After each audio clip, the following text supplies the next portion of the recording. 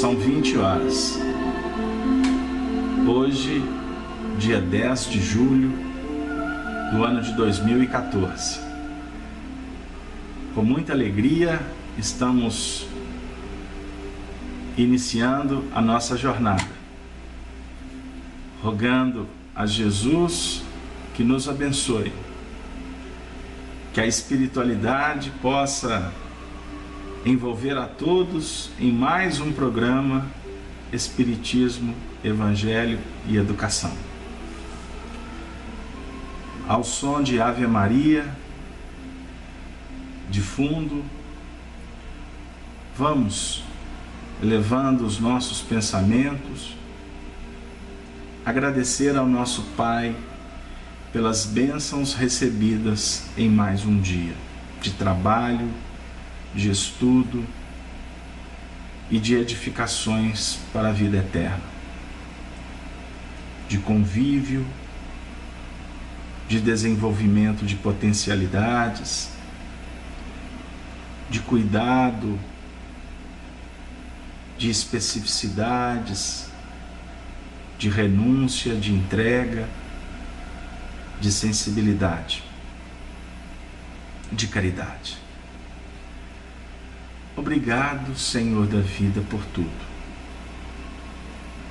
Rogamos, Senhor, que neste momento que nos encontramos em oração, unindo os nossos pensamentos e sentimentos, que nesse momento, Senhor, Tu possas fertilizar os nossos corações, para que possamos robustecer a nossa fé, potencializar cada vez mais a nossa esperança, trabalharmos, Senhor, a confiança, de sorte que possamos vencer os nossos limites, mas que possamos também reconhecer aqueles valores que precisam ser encorpados na nossa intimidade, através do legado único que Tu nos ofertastes através de Jesus Cristo, que a doutrina espírita tem nos apresentado no desenvolvimento de tudo que ele, o Rabi, veio fazer na terra. E assim, Senhor, nesse momento tão especial do nosso dia, que possamos também rogar por todos que sofrem. Abençoe, Senhor, os nossos irmãos de jornada. Abençoe, Senhor, as famílias aqui representadas. E que o nosso trabalho possa, de alguma sorte, não só nos auxiliar no entendimento, mas alimentar a nossa alma pelo fulgor do amor soberano. E que ao término do nosso encontro, em mais um programa Espiritismo, Evangelho e Educação, possamos nos sentirmos todos em paz e agradecidos por mais um instante luz. Se conosco, Rabi, amigo Jesus, hoje, agora e sempre. Que assim seja. Boa noite para todos. Que bom estar de volta para mais um encontro, para mais um programa Espiritismo, Evangelho e Educação. Não podemos, na última terça-feira, estar com vocês para o programa Amor e Sabedoria de Emmanuel, mas hoje, voltando à rotina, ao trabalho, inclusive amanhã convido vocês a estar conosco, nos acompanhando no estudo do Livro dos Espíritos, direto da nossa querida Casa de Kardec, aqui de Belo Horizonte. Mas hoje, especificamente, nós vamos dar continuidade a esse trabalho que estamos desenvolvendo já há algumas semanas, em torno da obra Paulo e Estevão, que foi psicografada na década de 40 por Francisco Cândido Xavier, ditado pelo nosso benfeitor Emmanuel. O nosso último encontro, o tema foi Estevão, um apóstolo do Cristo. E hoje nós vamos, com muito carinho, com muita expectativa, com muita ansiedade de nossa parte, trabalhar com vocês o tema A Pregação de Estevão. O trabalho que nós estamos desenvolvendo, portanto, através da obra Paulo e Estevão, que foi editado pela Federação Espírita Brasileira, hoje especificamente nós vamos remontar ao capítulo 5 desse romance, que, como afirmam os espíritos amigos, é um verdadeiro tratado para o trabalhador espírita cristão. Então, hoje nós vamos adentrar a casa do caminho. Na última semana, se vocês se recordarem, nós desenvolvemos algumas reflexões no que remonta àquele instante em que Estevão saiu de Corinto a duras penas, passou por dificuldades, cuidou em alto mar do romano Sérgio Paulo, adquiriu uma doença, uma infecção grave, foi parar em terra salvo pelo próprio Patrício, acolhido por mãos, por corações benditos e levado para Jerusalém, quando foi recebido por Simão Pedro e acolhido dentro das suas dificuldades, então, no primeiro núcleo de atendimento espiritual fundado aqui na Terra, a Casa do Caminho. Núcleo que foi, portanto, organizado pelos discípulos, continuadores de Jesus. E nós trabalhamos vários aspectos dessa chegada, do atendimento fraterno que foi realizado, do carinho com que ele foi, portanto, atendido por Simão Pedro, por João, por Tiago e por tantos outros.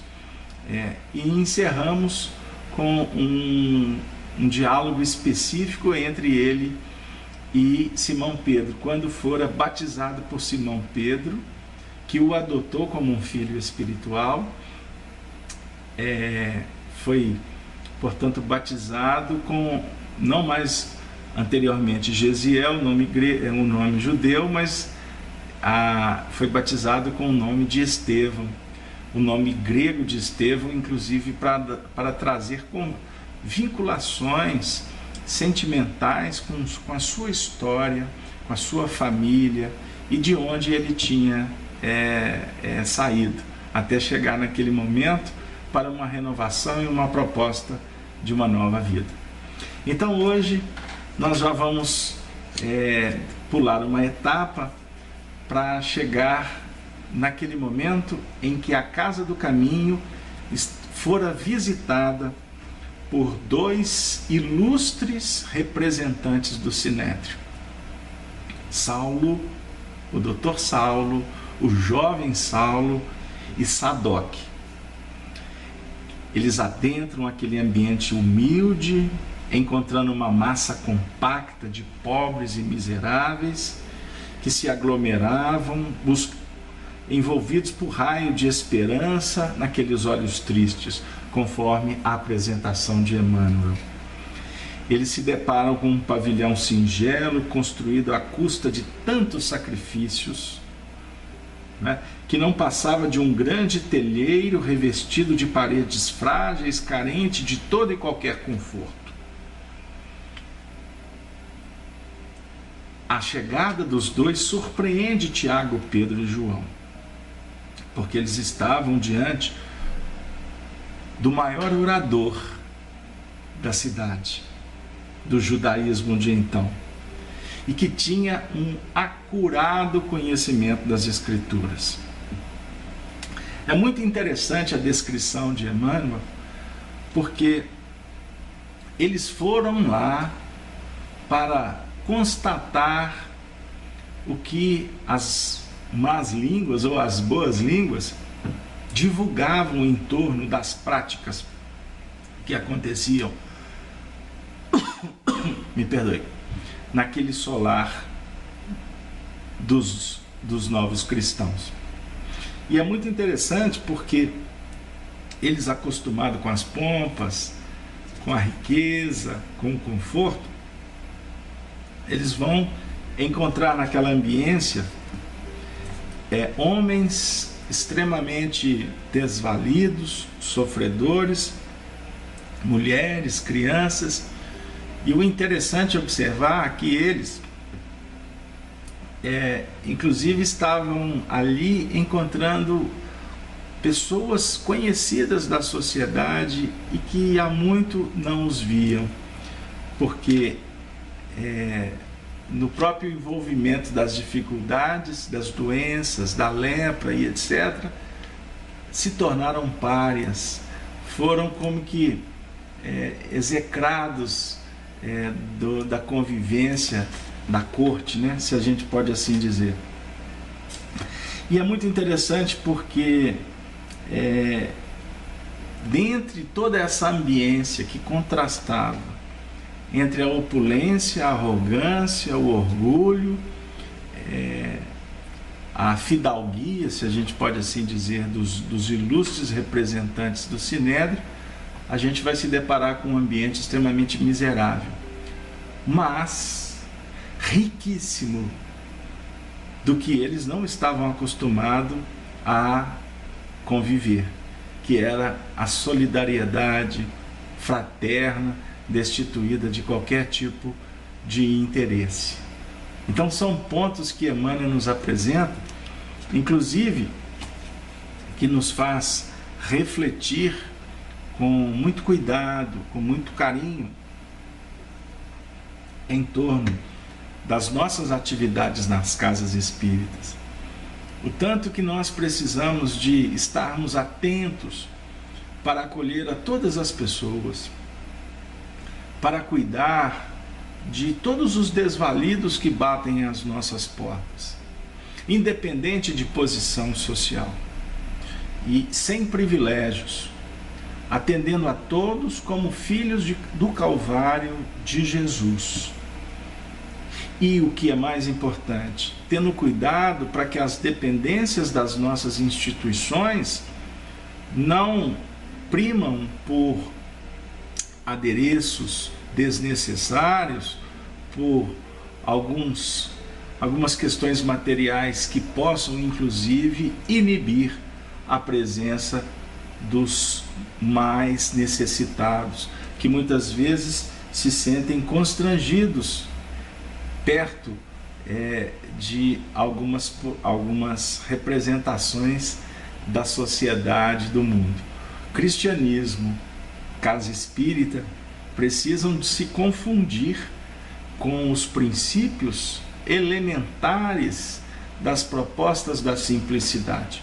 Nós não estamos falando que a gente não deva ter cuidados, procurar algum tipo de conforto, mas devemos ser, vamos dizer assim, estarmos muito atentos para que, em nome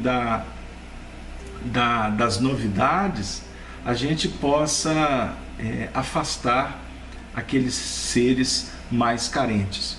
Inclusive, eu gostaria até de, dentro desse contexto, enaltecer uma fala que nós ouvimos numa reunião junto com os dirigentes espíritas da unificação, quando o nosso querido presidente César Perry disse para os membros das federativas que nós deveríamos estar atentos, porque a periferia, os lugares mais longínquos estão carentes de doutrina espírita, porque muitas vezes a gente acaba, principalmente nos grandes centros, ou então nas cidades que têm determinadas condições que favoreçam mais as casas espíritas em locais vamos dizer assim, mais privilegiados, e esquecemos de que a mensagem do Senhor ela tem que atingir a todos os rincões. Ela precisa de atingir aqueles corações que muitas vezes não têm condições materiais, favorecimentos para estarem nas casas maiores. Então o Espiritismo não pode, quanto movimento, prescindir do atendimento aos nossos irmãos mais desvalidos no âmbito social, não é? Então fica para nós aí essa reflexão, porque como espíritas nós precisamos de representar com dignidade, sabendo das nossas limitações, mas representarmos Jesus nos tempos, nos locais e com os corações que Ele há de confiar para o trabalhador que não visa privilégios ou facilidades. Aquele trabalhador que, como o nosso querido Paulo de Tarso, viajou por mais de 20.000 quilômetros a pé para levar a mensagem do Evangelho àqueles corações sedentos de carinho, de conforto e de paz. E dentro dessa ambiência, nós vamos observar Emmanuel trabalhando a chegada de Estevão no ambiente. E aqui vale relembrar que Estevão, por ter sido desde criança iniciado nos estudos do Antigo Testamento, em face à sua mente cristalina, o seu espírito nobre, a sua sensibilidade acurada, ele se tornou um grande estudioso e das letras do Antigo Testamento, através da ajuda do seu pai, da sua mãe, de sua irmã. E quando ele iniciou os procedimentos, a atuação dele lá na Casa do Caminho, ele passou a se destacar na pregação do Evangelho, por ter sido tocado e renovado de uma forma tão especial por Jesus. E assim, na chegada, nessa visita de Sadoc e o Dr. Saulo de Tarso no recinto, eles vão se deparar com uma cena que que incomodou profundamente os dois, acostumados a serem aclamados como os protagonistas. Ali eles eram expectantes, né? Eles eram, de uma certa forma, estavam naquela condição de observação, enquanto uma voz superior, um magnetismo transcendental, iria iniciar as expressões que iriam marcar profundamente o coração dos dois, no tempo e no espaço, como está marcando o nosso coração, que nos encontramos aqui no programa Espiritismo, Evangelho e Educação, para refletir sobre esse momento singular da história do cristianismo. Estevão, vozes abafadas inculcavam o pregador, enquanto seus admiradores mais fervorosos apontavam para ele com jubiloso sorriso. Inesperado silêncio mantinha todas as frontes em singulares expectativas. O moço magro e pálido, em cuja assistência os mais infelizes julgavam encontrar um desdobramento do amor para si e para a Assembleia, a inspiração do Todo-Poderoso. Em seguida, abriu um livro em forma de rolo e leu uma passagem das anotações de Mateus. Ele adentrara no ambiente com autoridade, aclamado pelos corações que viam nele um desdobramento, que encontravam nele uma reflexão, uma continuação, um desenvolvimento do amor do próprio Cristo, de Jesus. Aqueles homens que há pouco tinham perdido, deixado de ter uma presença mais valorosa para uma alma sedenta de crescimento. A presença de Jesus, que houvera alguns anos antes sido crucificado. Os continuadores do caminho,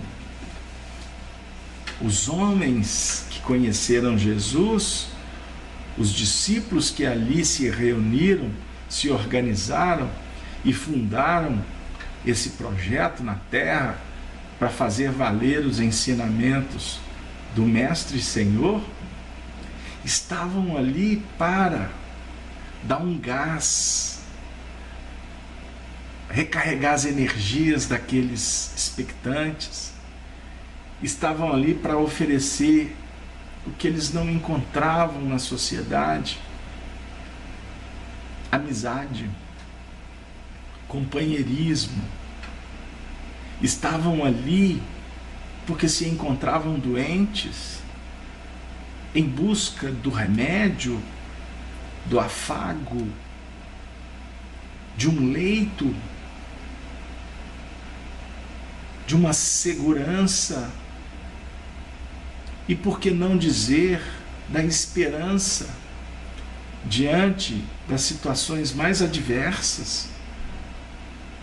Crianças órfãos, mulheres subjugadas pelas circunstâncias da vida, homens doentes, decepcionados, envelhecidos pelos comportamentos que elegemos como prioritários dentro de uma dinâmica social de prazeres e de crenças em falácias, no devotamento a deuses que apenas são cultuados para sustentar uma visão turva de um mundo efêmero.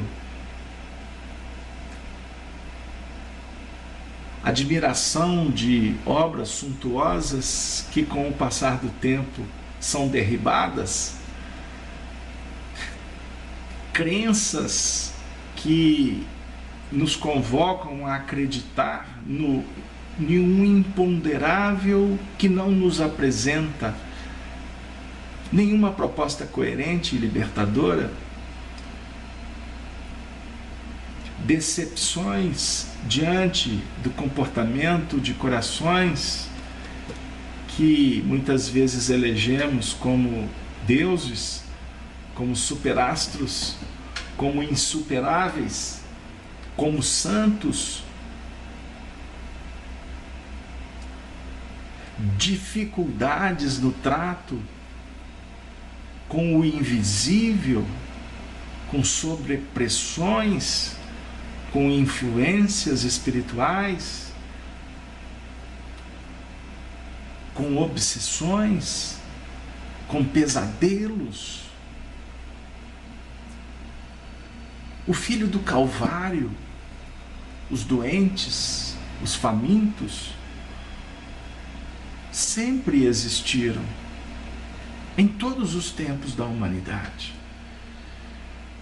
E em todos os instantes em que houve uma súplica, nos lugares mais distantes, nos rincões abandonados pelos interesses políticos, Jesus jamais deixou de atender. Jamais. Porque Ele prometeu: não vos deixareis órfãos, voltarei para vós. Todas as vezes que o coração sedento grita, chora na solidão, imperscrutáveis pelos homens, o Senhor se faz presente. Seja de uma maneira subjetiva ou numa manifestação tangível, através de expressões da música, do pão, do abraço, de um pássaro que cantarola, uma prospecção que nos faz prestar atenção em nós mesmos, num cão que se aproxima, numa criança que sorri ou que chora, numa alma benfeitora que se candidata, num filho que pede atenção ao pai, numa esposa que clama carinho, num namorado que vem trazer o conselho. O Senhor encontra sempre uma possibilidade, para não dizer que Ele cria a oportunidade para que a alma suplicante seja atendida. Mas bem-aventurados são aqueles que entendem o clamor, o convite, o chamamento e passam também a operar na dimensão de um atendimento superior, nobre, extremamente benevolente, sem buscar interesses, pagamentos. Bem-aventurado aquele coração que, após verificar a beleza que é uma oferta que atende às suas necessidades, e este filho do Calvário passa a operacionalizar, como Estevão fez, por amor e sem impor condições, para contar para aqueles que se encontram em penúria a beleza que é a bondade de Deus. E para falar do amor divino, nem sempre as palavras conseguem refletir, mas os exemplos são eles que proporcionam, que tocam, que induzem, que chamam para uma nova realidade, para a verificação de que, agindo na dimensão soberana da força que sustenta o universo, que é o amor, é que nós encontraremos sentido na vida. Isso em todos os tempos, desde a Palestina, Jerusalém, até na sua terra, no nosso Brasil, na sua cidade, para não dizer no território de sua família, do seu lar. A dinâmica é a mesma. Os movimentos do mundo, eles se modificam para que a gente possa ser chamado a atenção para sair de si mesmo. Mas após o passeio pelas vielas que a providência divina nos oferece, inevitavelmente seremos convidados a voltar para dentro de nós mesmos, para vibrar e dinamizar as vibrações, as expressões, a luz que dimana do amor do mais alto.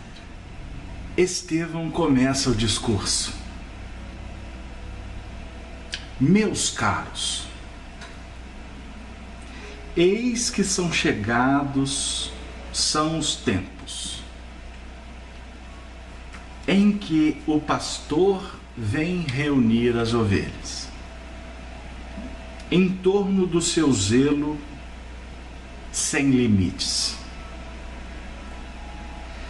Éramos escravos das imposições, pelos raciocínios, mas hoje somos livres pelo Evangelho do Cristo Jesus. Nossa raça guardou de épocas imemoriais a luz do tabernáculo, e Deus nos enviou seu Filho sem mácula. Onde estão em Israel os que ainda não ouviram as mensagens da Boa Nova? Onde os que ainda não se felicitaram com as alegrias da nova fé? Deus enviou sua resposta divina aos nossos anseios milenares. A revelação dos céus aclara os nossos caminhos. Consoante as promessas da profecia, de todos quantos choraram e sofreram por amor ao Eterno, o emissário divino veio até ao antro de nossas dores amargas e justas, para iluminar a noite de nossas almas impenitentes, para que se nos desdobrassem os horizontes da redenção. O Messias atendeu aos problemas angustiosos da criatura humana, com a solução do amor que redime todos os seres e purifica os percalços, ou melhor, os pecados. Mestre do trabalho e da perfeita alegria da vida, suas bênçãos representam nossa herança. Moisés foi a porta. O Cristo é a chave. Com a coroa do martírio adquiriu para nós outros a láurea imortal da salvação. Éramos cativos do erro, mas seu sangue nos libertou. Na vida e na morte, nas alegrias de Caná, como nas angústias do Calvário.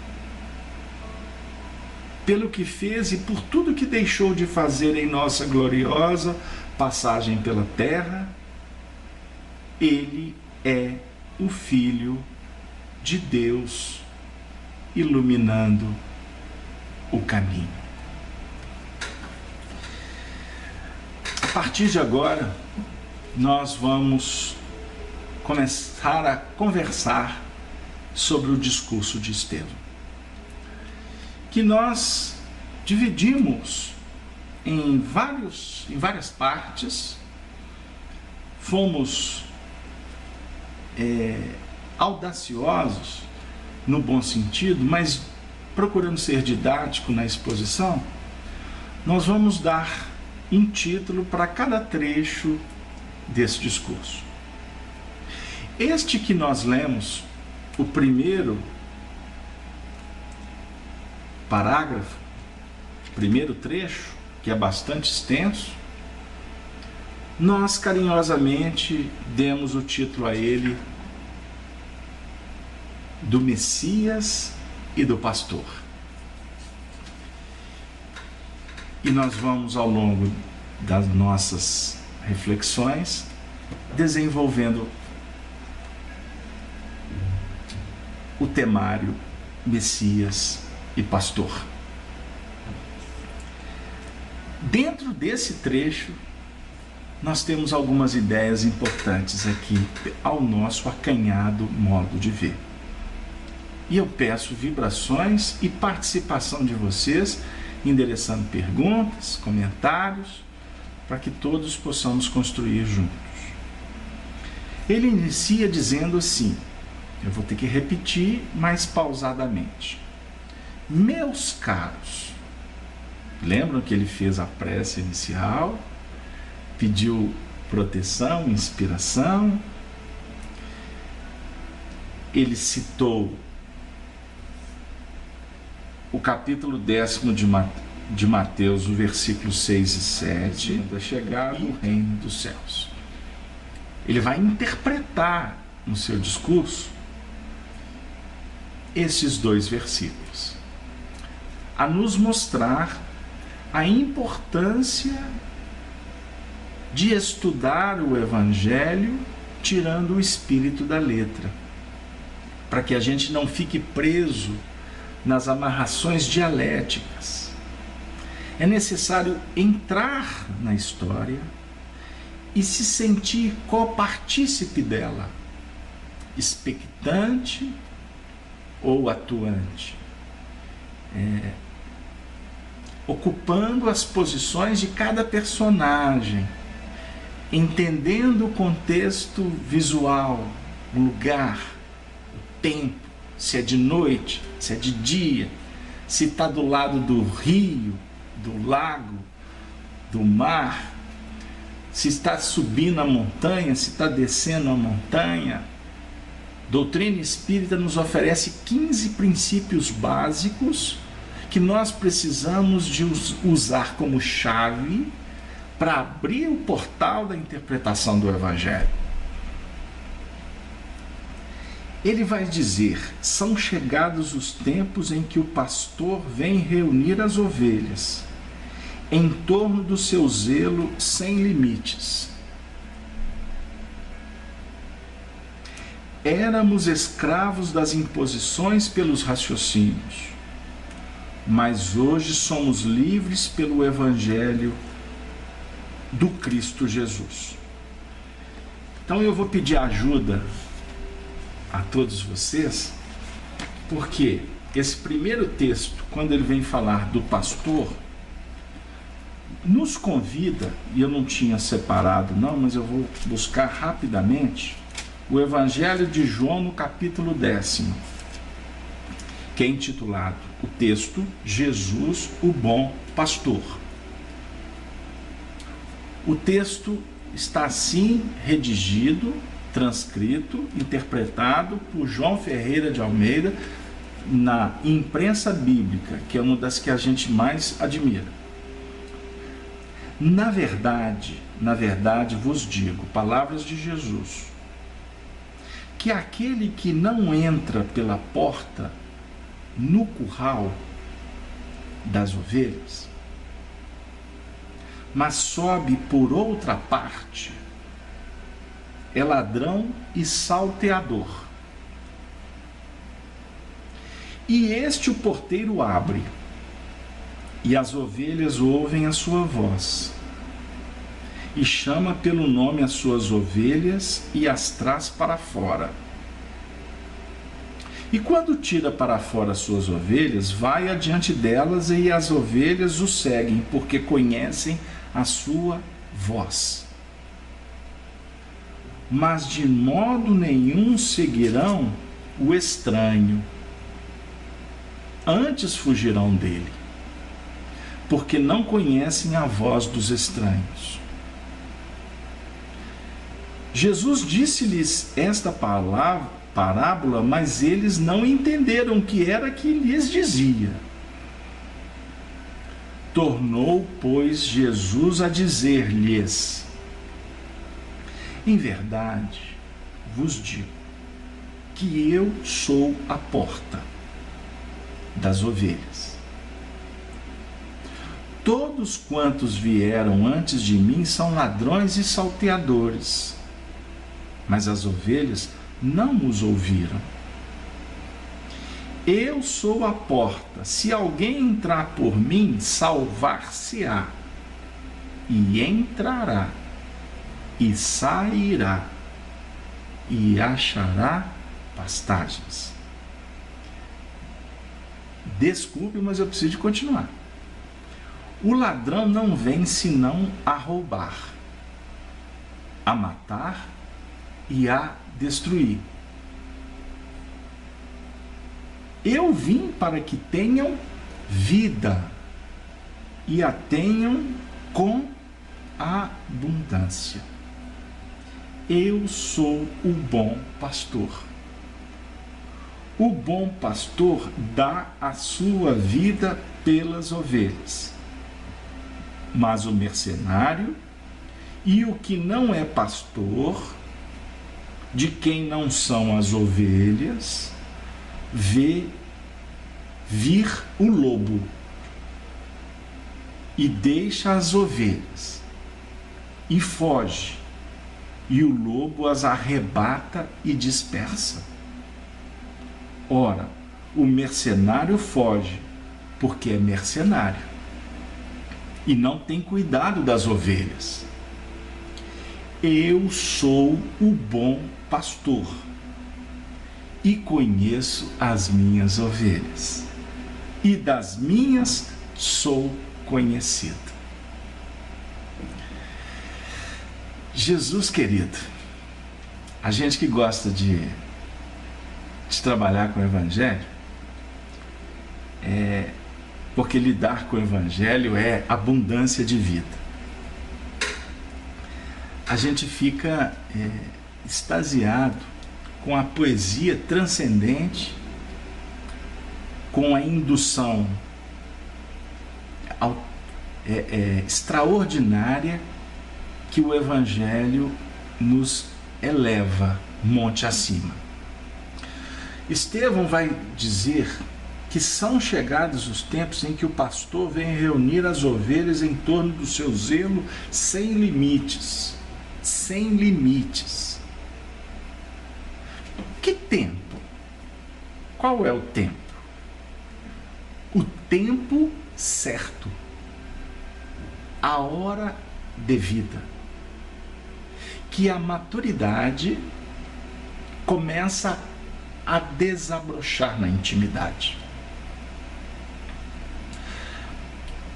Aquele momento de Estevão, dos discípulos, Casa do Caminho, e aquele aglomerado de almas sofridas, e a presença de Saulo e Sadoc, era o tempo daquele instante histórico de cada um deles, que a providência divina definiu a reunião de todos eles, compondo aquela assembleia, porque seria também escrito uma história que ficaria registrada como uma história de extraordinária importância e beleza para tocar outros corações em outros instantes. O que é importante nós entendermos é que o pastor é um só. Jesus o Cristo, que a gente vai falar um pouquinho mais à frente. O governador espiritual do planeta, conforme está bem claro os registros do Antigo Testamento e explicado pela doutrina codificada por Allan Kardec. Ponto. É o pastor, é o governador. Só que nós precisamos, como espíritas, também verificar o seguinte, que os tempos são chegados em que o pastor vem reunir as ovelhas em torno do seu zelo sem limites, dentro de um mecanismo de necessidade do indivíduo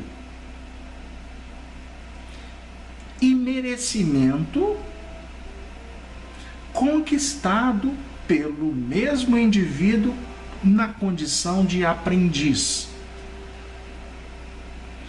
Porque não na evolução espiritual de expressões autorizadas na dinâmica divina, não há uma intervenção que assola, que constrange, que tira do indivíduo a oportunidade de escolher e, portanto, de aprender. Eu vi uma exposição esses dias na Rede Amigo Espírita de um grande amigo, uma pessoa que eu sou profundo admirador do seu trabalho, e que ele usou uma expressão, com todo respeito, mas que precisa de ser analisada. Ele disse assim, que houve uma revelação espiritual, que em breve estarão reencarnados no nosso meio, no nosso ambiente terreno, um número muito grande de almas extremamente sublimadas, porque elas vão vir com a missão de fazer que o progresso dê uma arrancada.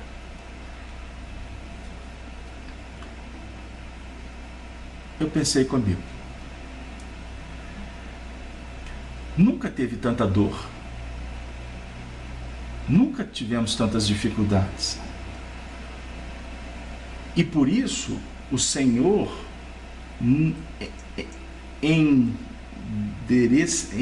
vai envolver a humanidade com muitas expressões de misericórdia, ok?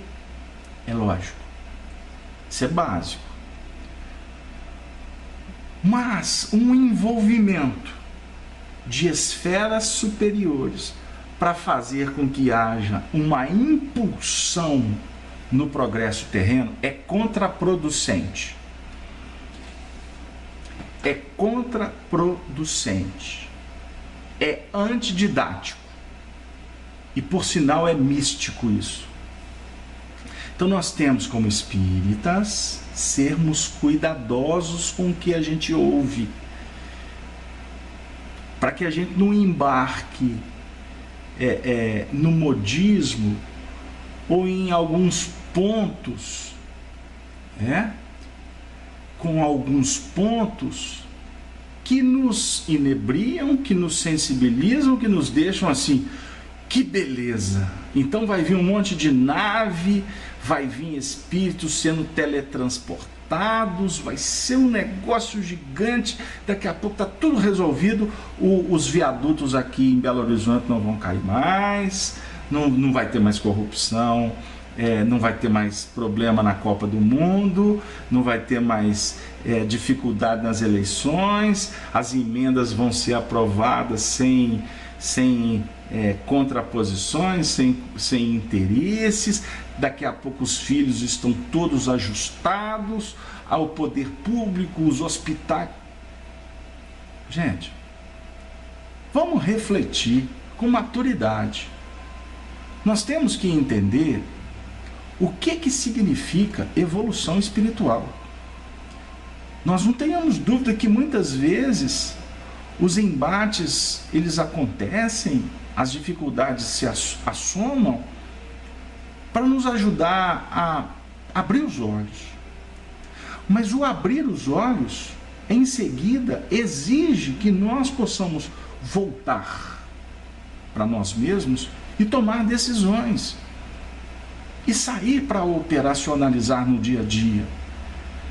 E na hora que você sai para o combate, para o embate com relação à sua individualidade, não embate nem combate com os outros, não é isso?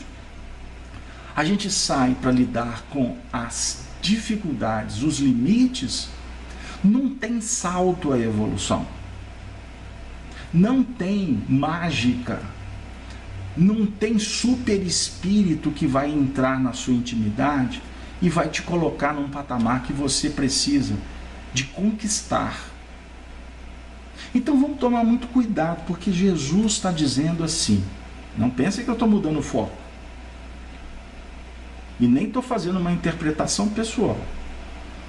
Eu estou elaborando um pensamento a partir do que a gente estuda com Allan Kardec e com os desdobramentos que os autores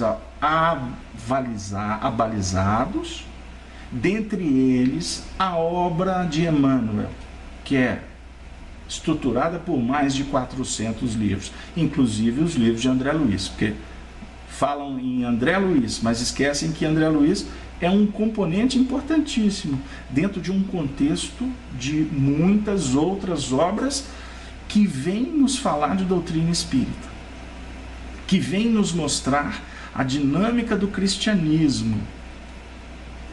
Puxa vida, eu achei que eu ia ficar só no discurso do Estevão, mas vamos pensar. São chegados o tempo em que o pastor vem reunir as ovelhas em torno do seu zelo sem limites. E o pastor envolve as ovelhas não é num acontecimento.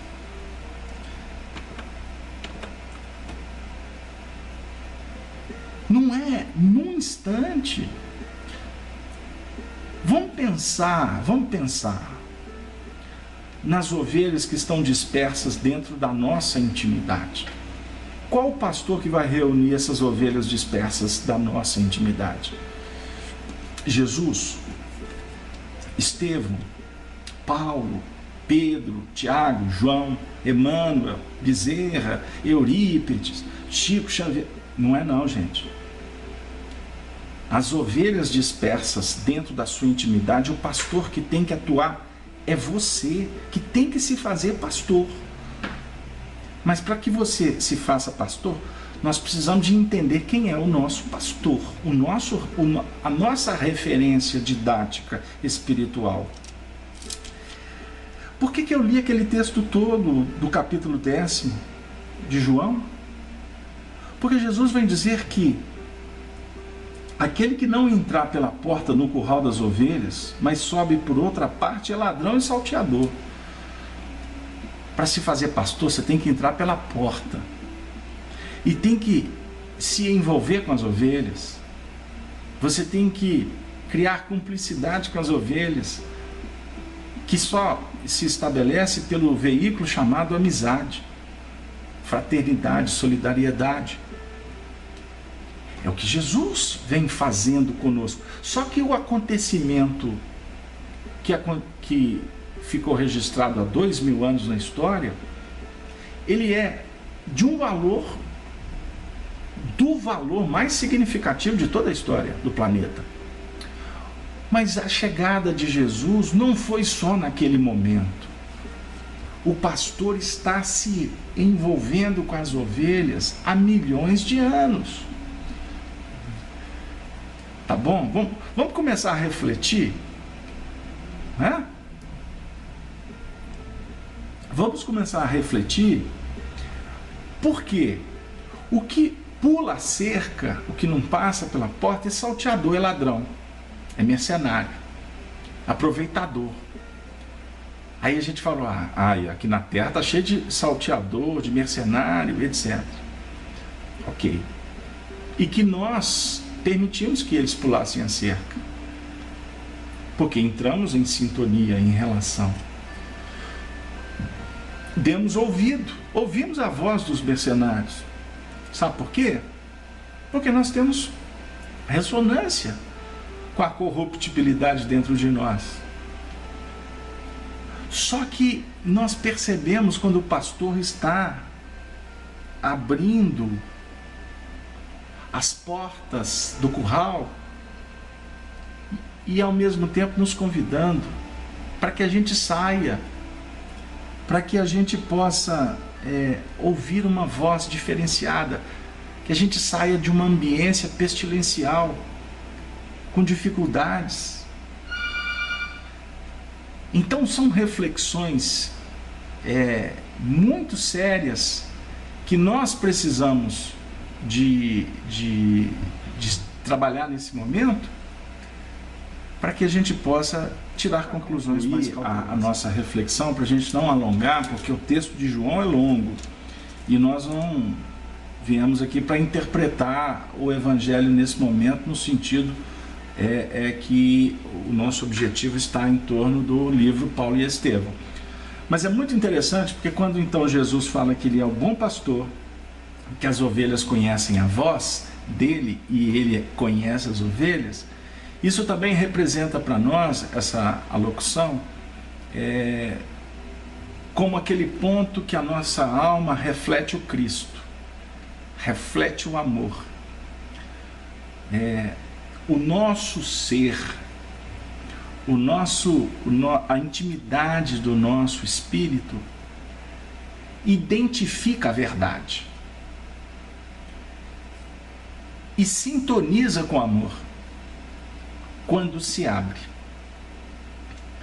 quando para ouvir a voz. A voz é a representação da misericórdia e da providência divina que está dizendo: vinde a mim. Como nós falamos anteriormente, de várias maneiras essa voz nos visita, inclusive de uma forma extremamente misericordiosa através da nossa consciência. Agora, os salteadores, as dificuldades do caminho, as mentiras, elas batem na nossa porta exatamente para que a nossa mente aprenda a escolher. Agora é muito interessante porque quando Jesus diz assim: eu sou a porta, se alguém entrar por mim, salvar-se-á, e entrará e sairá e achará pastagens, ele está falando sobre entrar nele, no corpo dele, passar pelo espírito dele. Não pode ser, não tem lógica. Ele quer dizer sobre a proposta que ele nos oferece, que é amor. Ele é a porta. O amor é o portal que liberta. É o portal que liberta. Estevão disse assim: éramos escravos das imposições pelos raciocínios, mas hoje somos livres pelo Evangelho de Cristo Jesus. Por que o Evangelho liberta? Porque o Evangelho, na realidade, é uma proposta didática que está representando o que é a libertação verdadeira, que é o amor. Você pode se libertar sem estudar Evangelho, sem ser religioso. Por isso é que ele disse assim: éramos escravos das imposições pelos raciocínios. Querem um exemplo? Nós temos na doutrina espírita muitas atividades que nos aprisionam, que nos enclausuram pelas imposições de raciocínios, de teologias. Eu costumo dizer que nós temos atividades na casa espírita que elas muitas vezes nos fazem assim, ter vontade de sair correndo, de tantas imposições, de tantas amarrações, de tantas discussões estéreis, porque nós espíritas não discutimos doutrina espírita, não. Porque a doutrina espírita é muito clara. Nós discutimos são pontos de vistas. Como que eu vejo, como que o Arnaldo enxerga, como que a Cláudia acha, como um famoso falou, como um outro famoso disse, como um espírito escreveu, como outro espírito escreveu. Porque a essência doutrinária é inquestionável. Inquestionável, porque ela é coerente do início ao fim. A doutrina espírita tem uma coerência magnânima com o Antigo Testamento. Isso é um assunto que futuramente, talvez daqui a 4, 5 reencarnações, nós espíritas vamos estar estudando a Torá. Nós vamos estar discutindo o tabernáculo, nós vamos estar discutindo o que é pastor, o que é ovelha, o que é o templo. Por enquanto, os espíritas, nós estamos tentando entender como é que é a reencarnação, que é lei natural. Por isso é que Jesus disse para João Batista, dos nascidos de mulher, João é o maior. Agora, no reino do céu, João é o menor. Nós estamos discutindo determinados assuntos que nos aprisionam. Você quer ver um exemplo? É agora o modismo de falar que espírito vai reencarnar. Porque inventaram uma história, e eu bato nessa tecla, porque ela é simbólica. Eu não estou discutindo esse assunto não, porque eu não perco tempo não. Mas inventaram uma história, colocaram ela na boca de pessoas que não falaram que fulano de tal tinha reencarnado um espírito. E deram cidade, data, família e etc.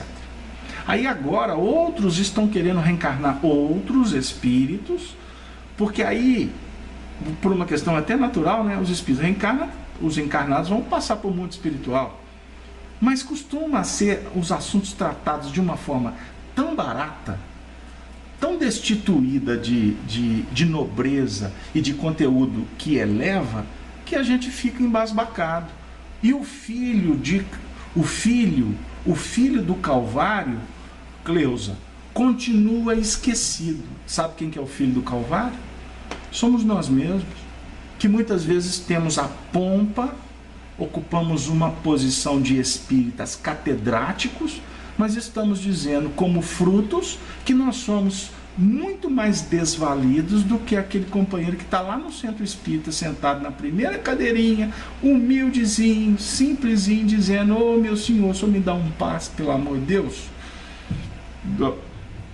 Ele está se movimentando dentro de um processo de simplicidade, de autenticidade, de pujança, porque a pujança não está nas expressões periféricas, de quem fala mais, de quem se apresenta mais. Nós precisamos de verificar que a pujança ela é íntima.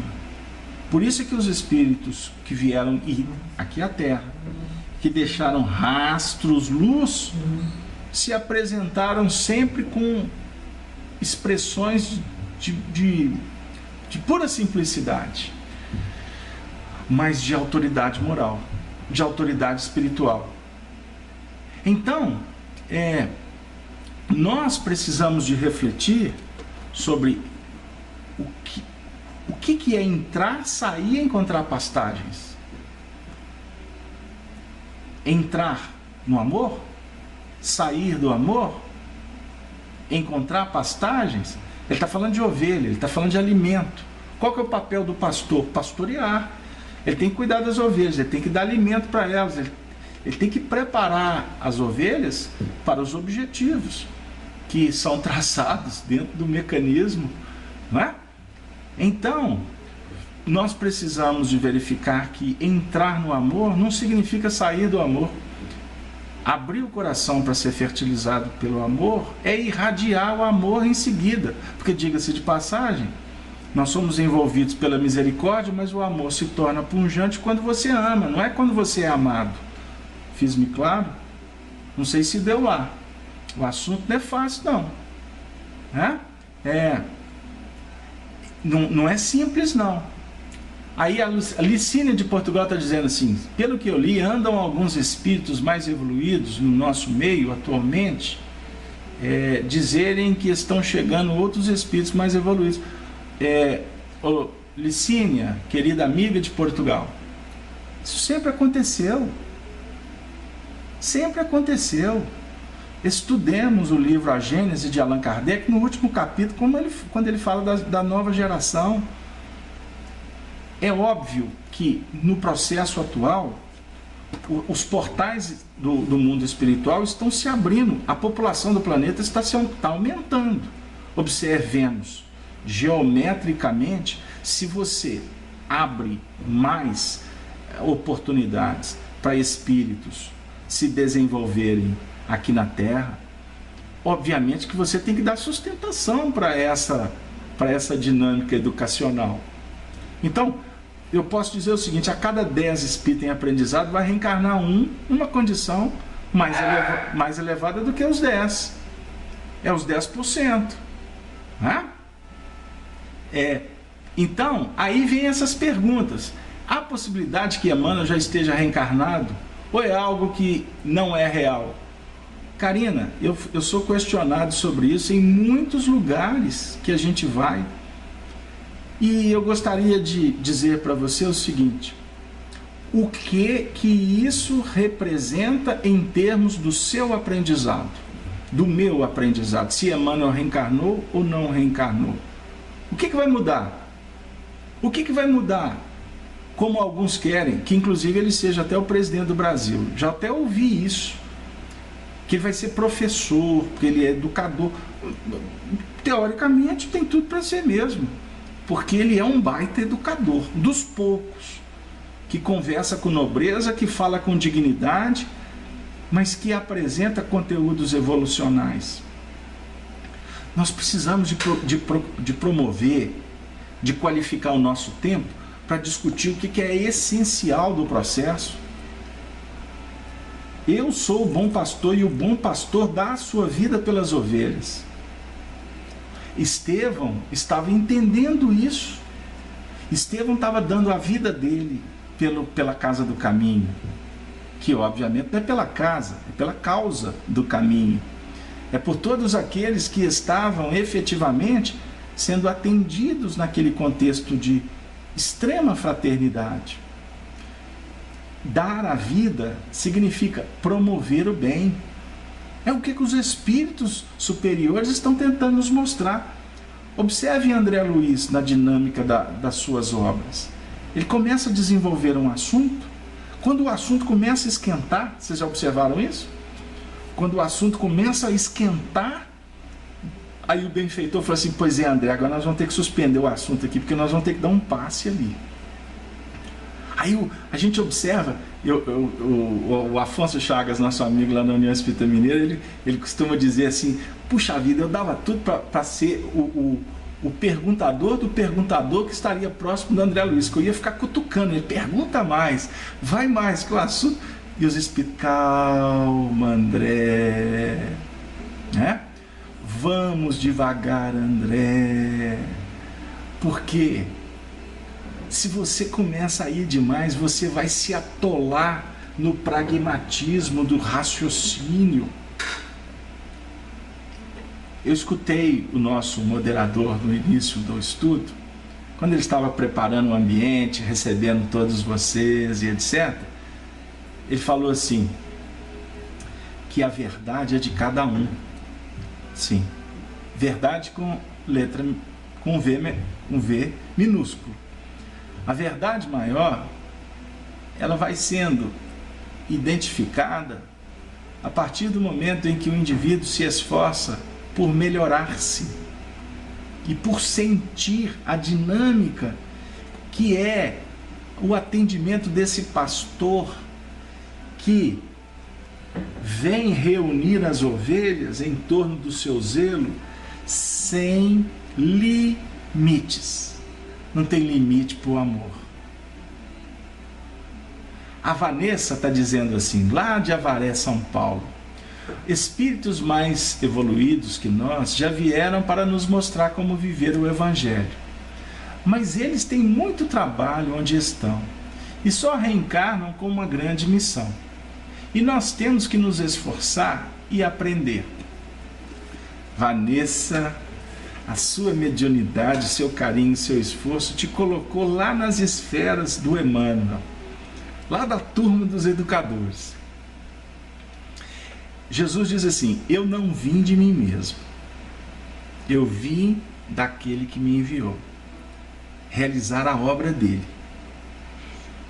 Ele não aceita nem o título de bom. E ele não vai falar em nome de personalidade. Não. Eu vim de Jesus? Não. Eu vim em nome daquele que me enviou. Vir em nome daquele que me enviou é se tornar Cristo, Messias. É exatamente o ponto que a gente está começando a chegar lá. Messias. O que é o Messias? Qual que é a representação do Messias? Nós reservamos até um texto do profeta Daniel, no capítulo 9, que nós não vamos ter tempo de ler aqui hoje. E eu gostaria de, vou brincar com vocês, passar como para casa. Capítulo 9 de Daniel, vocês vão ler todo o capítulo até chegar no versículo 25 e 26. Esse texto de Daniel, o profeta amado, que alguns até dizem que ele reencarnou depois como João, mas isso também é detalhe. Porque se o mesmo espírito vai ocupando todos os cargos, costuma faltar emprego, viu, gente? Então a gente tem que começar a ter entendimento, a gente tem que começar a refletir, porque a galeria não são poucos os eleitos, são muitos que são candidatos à eleição, tá? Então tem espírito aí que fez trabalhos maravilhosos nesses últimos momentos, que o pessoal está querendo agora reencarnar ele em personalidades que, primeiro, não tem nada a ver com a linha mental, e segundo, que, puxa vida, ele é top de linha, porque ele ocupou todos os grandes cargos, todas as grandes propostas de Jesus. Foi um só que fez, foi 2, 3, 4, 5. E nós estamos conversando sobre a humanidade de 30 bilhões de espíritos. Vocês já pararam para pensar nisso? 30 bi. Reencarnado tem 7 bi. Aonde que estão os outros 22, 23, como queiram? Gente, nós precisamos de alargar o pensamento, nós precisamos de refletir com mais tranquilidade. Mas, Daniel, vamos voltar para o Daniel. Daniel vem refletir conosco sobre as súplicas que os homens humildes e de fé vão projetando aos céus em meio a tantas dores. Como está escrito na lei de Moisés, todo aquele mal nos sobreveio. Apesar disso, não suplicamos a face do Senhor nosso Deus para nos convertermos das nossas iniquidades e para nos aplicarmos à tua verdade. Por isso o Senhor vigiou sobre o mal e o trouxe sobre nós, porque justo é o Senhor nosso Deus em todas as suas obras que fez, pois não obedecemos a sua voz. Olha para vocês verem aonde que nós fomos parar. Voz do pastor. Na verdade, o Senhor nosso Deus, que tirastes o teu povo da terra do Egito com a mão poderosa e ganhastes para ti nome, como se vê nesse dia, pecamos, obramos impiamente.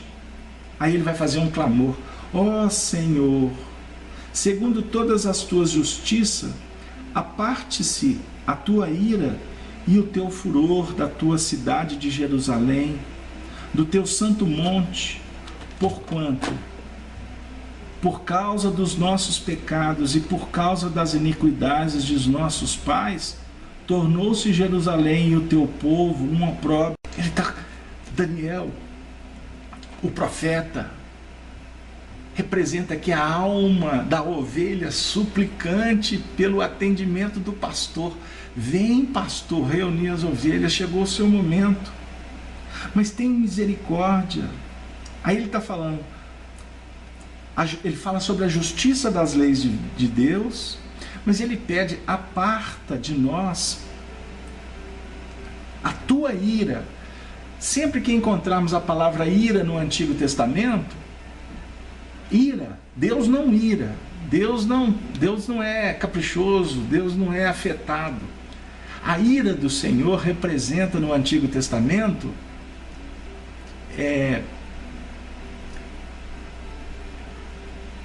está representando a misericórdia da providência divina que responde, nos oferecendo os recursos. A ira, o furor, é a própria resposta da vida diante dos nossos descaminhos, das nossas opções. O cântico, o clamor de Daniel é o clamor dos apóstolos que estão como Estevão, junto de todos os sofredores, suplicando oportunidade de trabalho, de redenção, de reencarnação, de mudanças, e que nem sempre nós estamos dispostos a atender. Por isso que eu estou passando como para casa, para vocês lerem, porque me dá vontade, viu, Arnaldo, nosso moderador aí, Arnaldo, a gente abre esses textos aqui, dá vontade de a gente fazer miudinho dos textos de Daniel. Mas como eu citei os 2 versículos, A eles vou me referir agora. 25 do capítulo 9. Sabe e entende, desde a saída da ordem para restaurar e para edificar Jerusalém, até o Messias, o príncipe, 7 semanas e 72 semanas as ruas e as tranqueiras se reedificarão, mas em tempos angustiosos. Tempos angustiosos. O Messias opera nos tempos angustiosos. Aí nós, espíritas, queremos transformar o nosso momento como um momento angustioso. Que é mesmo, em nível social, em nível coletivo, porque chegou o momento em que todos estamos reunidos como ovelhas, diante dos mercenários que nós elegemos ao longo dos milênios. O tempo fica angustioso, que é um momento de verificação, é um momento de conflito, é um momento de teste. E depois das 62 semanas, será tirado o Messias, e não será mais. E o povo do príncipe, que há de vir, destruirá a cidade e o santuário, e o seu fim será como uma inundação, e até ao fim haverá guerra. Estão determinadas assolações, e ele firmará um concerto com muitos por uma semana. E na metade da semana fará cessar o sacrifício e a oferta de manjares. E sobre a asa das abominações virá o assolador. E isso até a consumação. E o que está determinado será derramado sobre o assolador. O que ele está falando, Daniel? Ele está falando de conflitos sociais? Guerras, ouvireis falar de guerra. Nós fizemos um estudo do sermão profético, exatamente nesse mesmo programa, porém na época era só áudio, né? Mas vocês vão encontrar os áudios lá. Nós fizemos esse estudo. O texto está dizendo a mesma coisa. O tempo da desolação, o tempo do mercenário, o assolador será assolado. Isso se dá em momentos específicos da humanidade, não tenhamos dúvida. Mas o que é mais importante refletirmos é que os indivíduos, como ovelhas, estão sendo reunidos sob o guante do amor do pastor, para que o indivíduo saia da multidão de problemas, não é da multidão social, da confusão psíquica que nós elegemos para nós mesmos. E como ficou tergiversado uma série de situações, nós precisamos de reunir, de unificar, de qualificar, de aproximar todas as questões mal resolvidas, para trabalharmos gradativamente com cada uma no momento certo. Capítulo 9 de Daniel, viu, Avani? Você que está perguntando no chat. Até o versículo 25, você vai ter material aí para a encarnação inteira, minha amiga. Mas eu quero dizer para vocês o seguinte: vamos refletir. A transição, as modificações, elas precisam ser por nós espíritas tratadas como assuntos de ordem pessoal, individual. Por quê? Acolhidos, atendidos pelo pastor Jesus, nós iremos, por certo, vencer os raciocínios que acrisolam. E quando o texto ainda diz que seremos livres pelo Evangelho do Cristo, eu poderia citar aqui como notas finalísticas, citar o capítulo o capítulo 8 de João, no versículo 32, rapidinho, nós vamos achar aqui, quando Jesus diz assim: conhecereis a verdade vos libertará. E aí ele foi questionado se somos descendências de Abraão.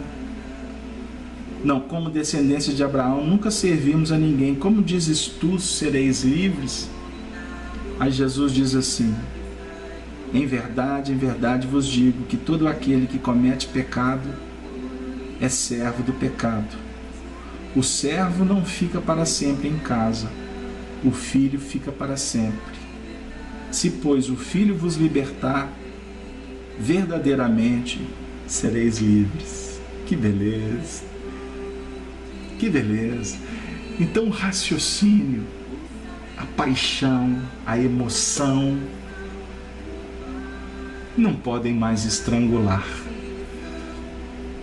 Não podemos mais continuar elegendo essa prisão psíquica. Não. Chegou o momento de libertar pelo Evangelho. Significa libertar porque nós vamos estudar Evangelho, nós vamos virar evangélico, nós vamos trazer o Evangelho para dentro do Espiritismo. Observem como se perde tempo. Libertar pelo Evangelho é libertar pela boa nova e para a boa nova do reino. Amor.